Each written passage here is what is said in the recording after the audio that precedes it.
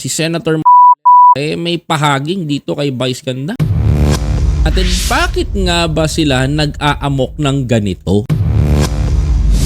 Yung joke niya tungkol sa jet ski sa West Philippine Sea and trip to Dahig ng mga DDS. Pinalagan mga kababayan ko, cancel daw ang cancel Vice Ganda mga kababayan. Pero bago ang lahat mga kapatid, pag-usapan muna natin bakit nga ba sila nag-aamok ng ganito?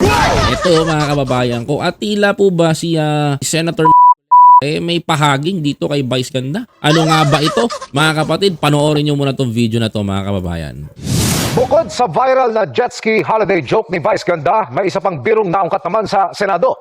Pinukol nito si Senador Rodante Marcoleta, kaya pumalag ang mambabatas. Ayan, may for old na jokes mga kababayan ko. Sa pagdinig ng Senado ukol sa online gambling kanina, may ibang isyong inungkat. Nako ha.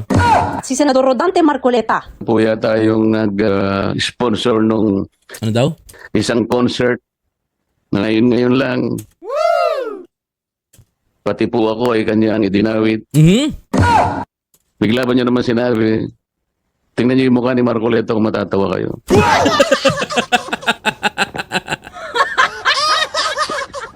Joke ba yun? Ha? Heb, halika nga dito. Halika nga dito.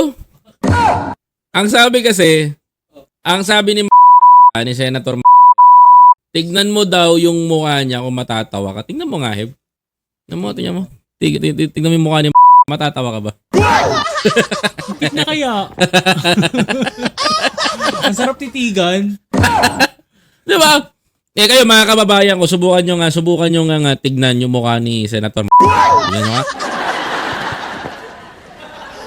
Mga kababayan ko, titigan daw ang mukha ni kung matatawa ka daw mga kapatid.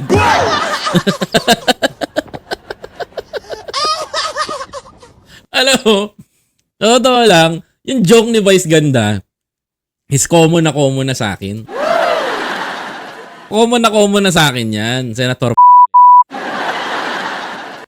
Napakawalang hiya nung tao na yun, Uy, Mr. Chair.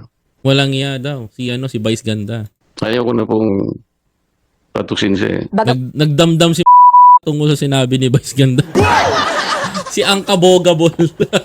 Bibigyan natin ng komento to. Mat wala siyang pinangalanan, nag-viral online ang mga video ni Vice Ganda na nag-joke ukol sa senador. Naging joke si Vice Ganda, tila tungkol kay dating Pangulong Rodrigo Duterte.